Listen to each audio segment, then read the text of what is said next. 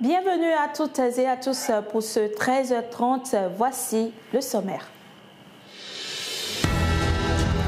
Échange entre le président de l'Assemblée nationale et les ressortissants béninois vivant au Maroc. C'était la semaine dernière à l'occasion de la visite de travail de l'autorité parlementaire béninoise au Royaume du Maroc. Les détails sont à suivre dans ce journal.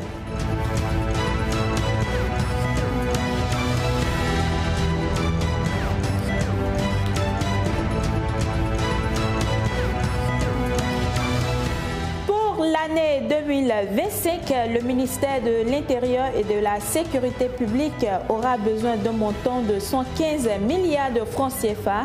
Le ministre Alassane Seydou a défendu le projet de budget de son ministère devant les députés en commission budgétaire. Vous allez l'entendre dans un instant.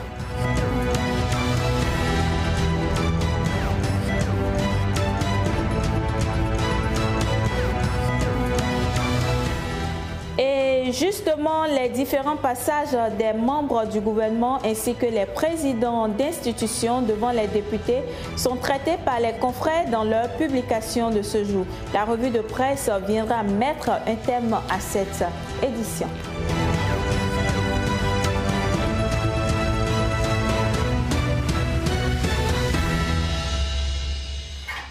Une délégation de l'Office national d'imprimerie et de presse a été reçue par le président de l'Assemblée nationale dans la soirée de ce mercredi 20 novembre 2024. Cette délégation, conduite par Bertin Soakoudé, directeur du dit office, est venue présenter les activités de cet organe au président Louis Béounou-Vlavonou. Occasion également pour ses hôtes de renforcer les liens entre le pouvoir législatif et la presse du service public. Je vous invite à les écouter à leur sortie d'audience.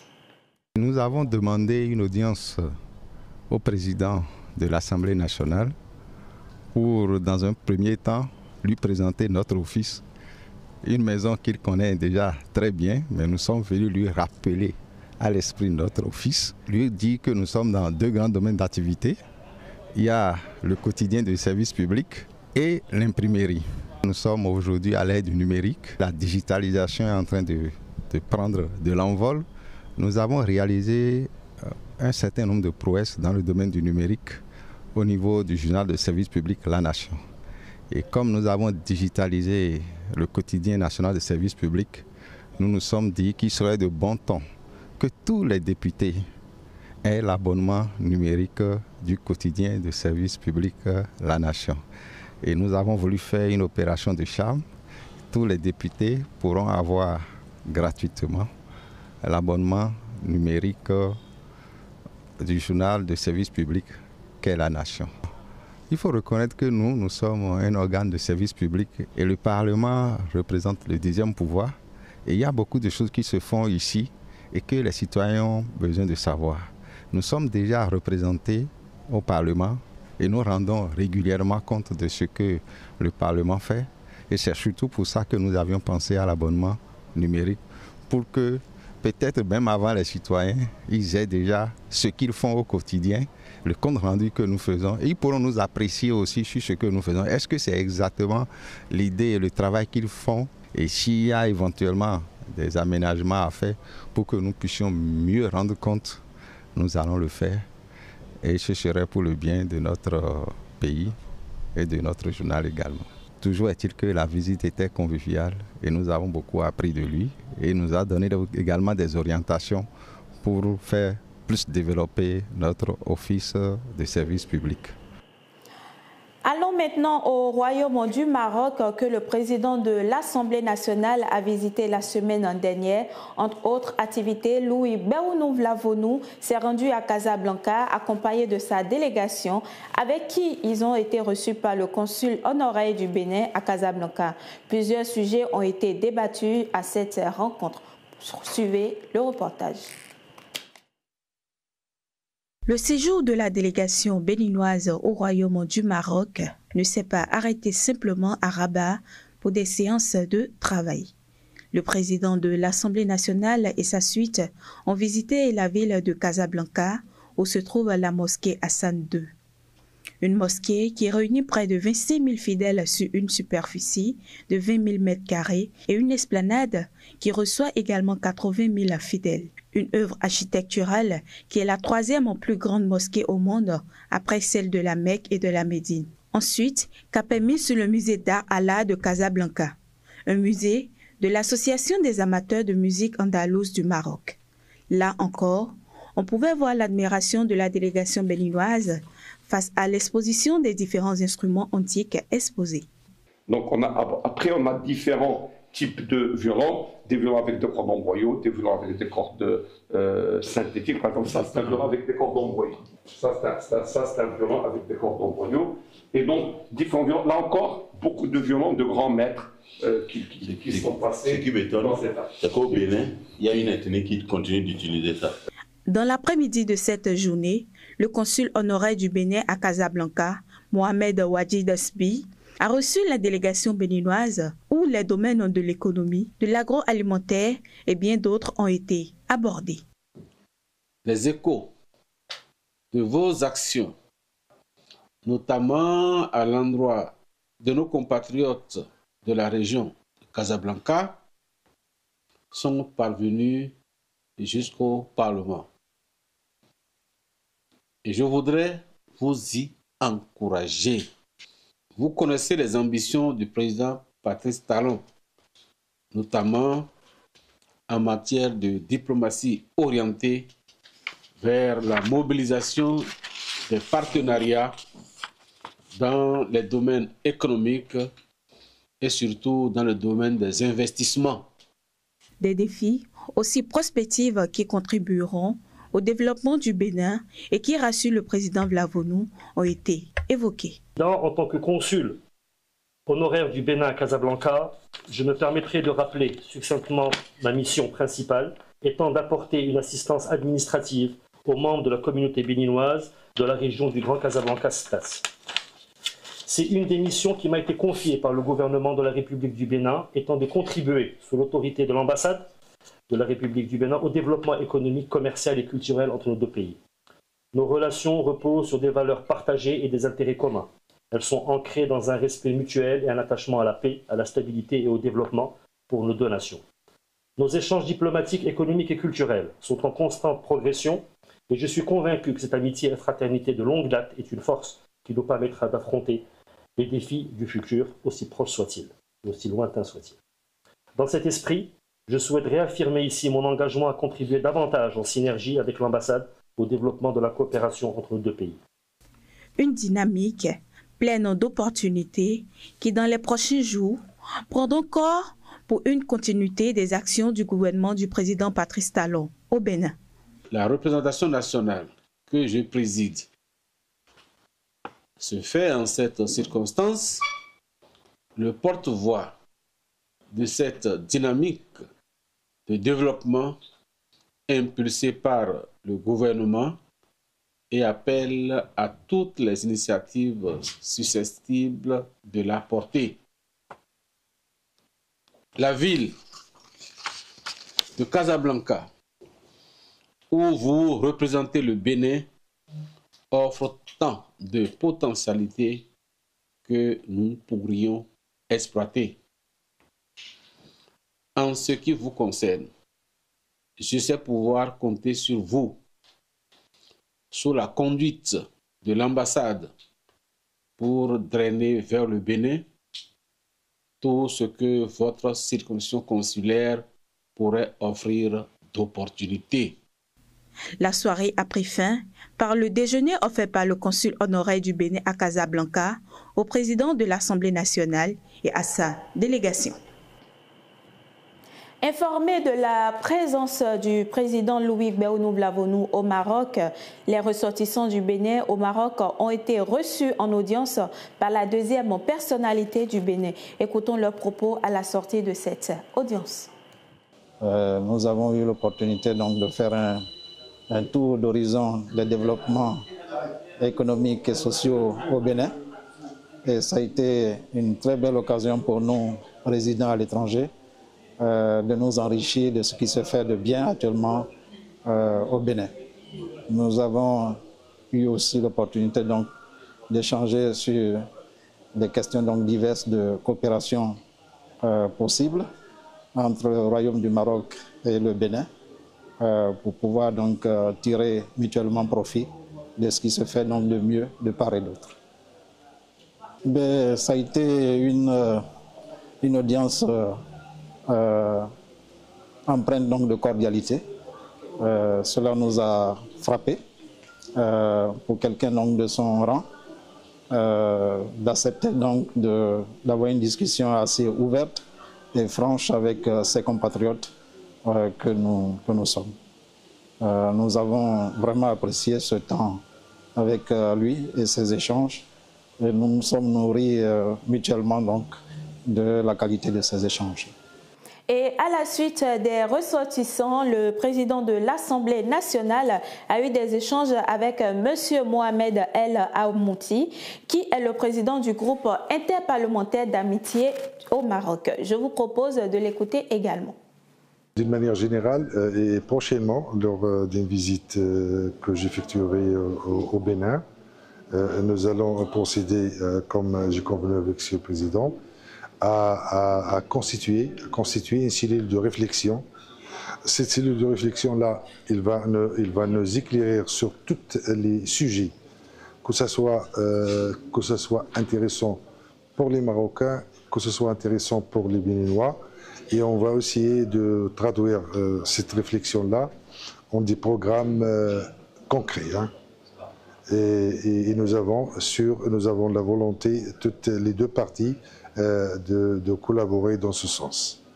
L'économie, c'est la pièce essentielle qui peut consolider encore plus les relations entre les peuples. Et entre le Maroc et le Bénin, moi, les autres, Monsieur le Président du Parlement marocain et le gouvernement marocain, sous les conseils de Sa Majesté Mohamed VI, nous allons faire avec Monsieur le Président et le gouvernement de Bénin tout notre possible pour que les affaires économiques entre les Marocains et les Béninois soient d'une façon qui peut rapporter beaucoup de choses au peuple. Et à la fin de leur séjour en terre marocaine, les députés faisant partie de la délégation du président de l'Assemblée nationale ont exprimé leurs sentiments. Écoutez-les au micro de Télé Hémicycle. Que le président de la Chambre des représentants l'a souligné, le Bénin a fait un grand effort avec cette réforme constitutionnelle qui a amené les femmes à être 29 au Parlement. Mais il faut souligner aussi que le Maroc, quand bien même étant un pays fortement islamisé, ils ont vraiment fait un grand effort parce qu'aujourd'hui, ils sont à moins de 2% du taux que nous faisons au Bénin. Et je crois qu'il faille que nous échangions avec les femmes pour voir vraiment la stratégie qui a été mise sur pied pour que bon nombre de femmes s'intéressent à la politique, ce qui a permis au gouvernement vraiment de mettre les femmes au devant des choses, parce qu'il nous a expliqué, pas seulement au niveau politique, mais il y a des instances quand même qu'on retrouve la femme. Tout d'abord, sur le plan économique, vous savez que le Bénin et le Maroc, ils développent depuis 1966 une relation d'amitié qui se manifeste au niveau du Bénin par l'implication du Maroc dans le développement de notre pays, surtout dans le secteur de la télécommunication.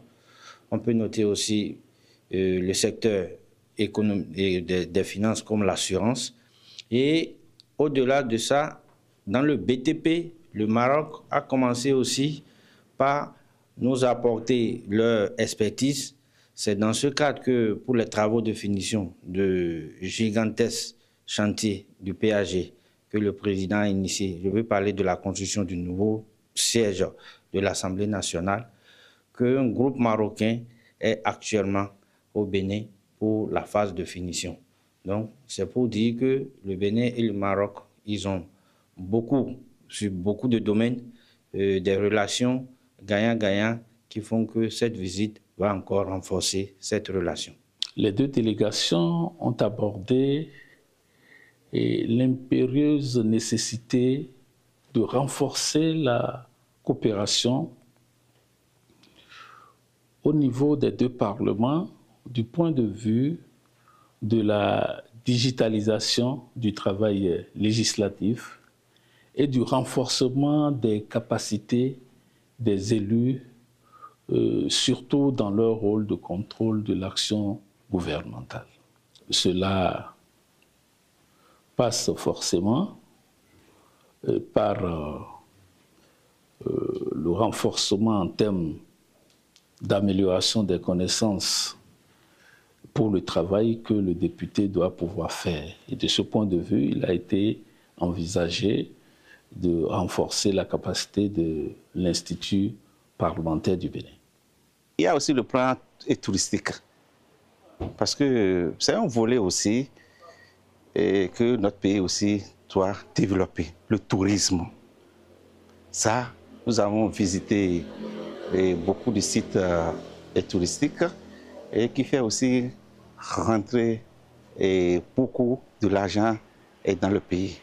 Et également, l'autre aspect qui nous a aussi impressionné, il faut noter que sur le plan d'investissement, c'est le partenariat public-privé. Elle a été très riche, cette mission. On a rencontré la plupart des hommes d'affaires de différents secteurs chez le consul du Bénin à Casablanca. Et au cours de nos échanges, il apparaît clairement que le Maroc peut beaucoup sur le plan agricole pour le Bénin. Beaucoup dans ce sens qui sont très avancés. Alors ils sont même au courant que le Bénin est en train de faire une banque postale avec la BIC, et que cette banque postale, ils ont été sollicités, ils sont prêts à intervenir dans ce domaine. Donc grosso modo, je dirais que les échanges ont été fructueux et que la balle est désormais dans notre camp. Il y a quelques petites barrières politiques qu'il faut lever. Je pense que le président de l'Assemblée s'en chargera. Quant à nous, nous attendons impatiemment donc cette coopération dans tous les domaines et surtout dans le domaine agricole. Revenons ici au Bénin, au palais des gouverneurs, où le ballet des ministres et présidents d'institutions devant la commission budgétaire de l'Assemblée nationale continue. Ce jeudi, le ministre de l'Intérieur et de la Sécurité publique a défendu un projet de budget d'environ 115 milliards de francs CFA devant les élus du peuple. Une enveloppe placée sous le signe de la sécurité, de la résilience et de la modernisation des services publics. Je vous propose de l'écouter. Nous avons un budget qui va nous permettre de poursuivre ce que nous avons déjà commencé depuis quelques années, à savoir le recrutement, la formation, l'équipement et le déploiement des agents de police, la construction des commissariats, l'acquisition des moyens roulants, la lutte contre la pauvreté dans les zones frontalières et le bon fonctionnement des unités de police sur toute l'étendue du territoire national. Le montant est pratiquement le même que l'année dernière. Il est de 75 milliards 800 millions de francs CFA. Je crois que les populations peuvent continuer par faire confiance à la police parce que nous allons renforcer les acquis et nous avons innové aussi dans beaucoup de domaines, surtout ce qui concerne le renseignement et les investigations. Au niveau de la protection civile, il faut dire que nous avons opéré la fusion des deux unités qui existaient, les deux entités, à savoir le groupement national des sapeurs-pompiers et l'Agence nationale de la protection civile. Les deux sont fusionnés en une seule entité qui est aujourd'hui l'Agence béninoise de la protection civile. Et ce que nous voulons gagner en faisant cette fusion, c'est d'améliorer les capacités de cette structure, capacités en ressources humaines, c'est-à-dire améliorer les ressources humaines en qualité et en nombre, améliorer aussi le matériel et les amener aussi à mettre en synergie toutes leurs capacités pour avoir de meilleurs résultats. Ils nous ont écoutés, nous avons échangé longuement. Ils ont souhaité qu'on aille plus vite par rapport à la construction des commissariats d'arrondissement Je crois que la dynamique est en cours. Nous allons effectivement essayer d'aller plus vite et ça sera fait. Ils ont voulu aussi qu'on donne plus de moyens aux différentes unités. C'est déjà prévu dans le budget. Ils ont voulu aussi qu'il y ait plus de visibilité au niveau des frontières. Je crois que pour toutes ces préoccupations, la dynamique est en cours. Nous allons œuvrer à renforcer pour qu'il y ait plus de visibilité. Et ce même jeudi, le ministre des Affaires étrangères a aussi soumis aux députés le projet de budget de son ministère pour 2025. Devant la commission budgétaire de l'Assemblée nationale, Olusegun Achabi Bakari a exposé les ambitions du gouvernement qui sont entre autres le renforcement de la diplomatie béninoise. Je vous invite à l'écouter. Il s'agit d'un budget qui vient répondre aux besoins de continuer cette œuvre en fait, d'expansion de la diplomatie béninoise, de rayonnement du Bénin à l'international et de présence du Bénin à l'international pour pouvoir en tirer le meilleur profit pour le développement du Bénin. C'est une diplomatie complètement au service du développement que nous comptons continuer à mettre en œuvre et c'est dans ce cadre que nous sommes venus solliciter auprès de la représentation nationale un budget qui est de l'ordre de 19 milliards de francs CFA en hausse de 19% par rapport à celui de l'année dernière. Ce n'est pas ça le sujet. La carte diplomatique, elle a vocation à vivre, elle a vocation à être dynamique, dynamique en fonction de nos attentes, en fonction des opportunités qui se présentent pour nous. Et donc il ne s'agit pas pour moi de dire que la carte diplomatique va s'élargir, la carte diplomatique du Bénin continuera à vivre. Il y aura probablement des mouvements, des évolutions, mais tout cela dans un cadre bien précis, coordonné, avec comme objectif principal d'avoir une diplomatie qui soit au service du développement du Bénin. Il y a eu quelques suggestions de pays que nous allons nous atteler à analyser, regarder, au regard bien entendu de la grille d'analyse que je viens d'évoquer, qui est celle de nos intérêts et des objectifs de développement du Bénin. Il y a eu des remarques également sur les besoins de protection de nos compatriotes qui sont à l'étranger et en cela le projet e-diaspora qui a pour objectif de rapprocher l'État béninois de nos compatriotes va être amplifié, nous assurer que chaque Béninois où qu'il se trouve puisse bénéficier du soutien, de l'accompagnement de l'État, de la protection de l'État et donc nous allons vulgariser aussi le registre des Béninois de l'étranger pour nous assurer d'offrir la meilleure protection consulaire possible à nos compatriotes qui vivent à l'étranger. Et puis la dernière recommandation, c'est celle de continuer à être une diplomatie au service aussi du rayonnement de notre secteur entrepreneurial, de nos entreprises, des hommes d'affaires béninois. Et cela, nous allons également nous atteler à cela dans les mois de l'année 2025. En page magazine, en page revue de presse, nos confrères de la presse écrite ont abondamment relayé l'actualité relative au passage des ministres et présidents d'institutions devant la commission budgétaire de l'Assemblée nationale. D'autres sujets aussi riches sont au menu de la revue de presse de ce jour.